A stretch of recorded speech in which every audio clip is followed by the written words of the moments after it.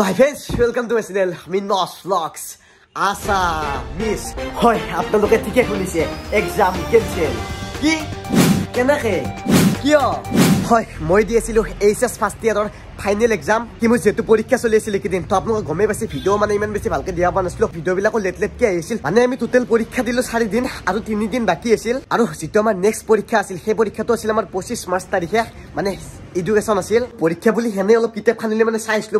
মই মানে ইমান বড় চলি নহয়, দেখি আপোনালোকে গমেই পায়। তো হ'লেও যিহেতু ছেকেণ্ড ইয়াৰ পাম অলপ ফুৰ্তি থাকে নে, অলপ মানে আপ হৈ যাম, আগবাঢ়ি যাম। তো সেইকাৰণে এনেই হ'লেও অলপ কিতাপখন চাইছিলো। আৰু চাই থাকোঁতে হঠাৎ আহি গ'ল মোবাইলটোত মেছেজ যে পৰীক্ষা কেনচেল, মানে পৰীক্ষা কেনচেল, মানে পষ্টপন কৰি দিয়া হৈছে আমাৰ যিকেইটা পৰীক্ষা।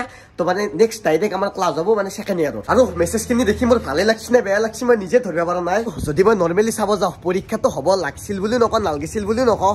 মানে ষ্টুডেণ্ট লাইফতনো কান্নো পৰীক্ষা দিব ইচ্ছা যায়, আৰু ষ্টুডেণ্ট লাইফতনো পৰীক্ষা কোনে ভাল পায়? চবে বেয়াই পায়। ময়ো পৰীক্ষাটো নহয় ভালে পালো দেখ। কিবা যে 3টা পৰীক্ষা নেথাকে, একো ৰিজাল্ট নেথাকে, ছেকেণ্ড ইয়াৰ পাম, সেই বহুত দেখ। আৰু এই ফূৰ্তি, এই সুখ।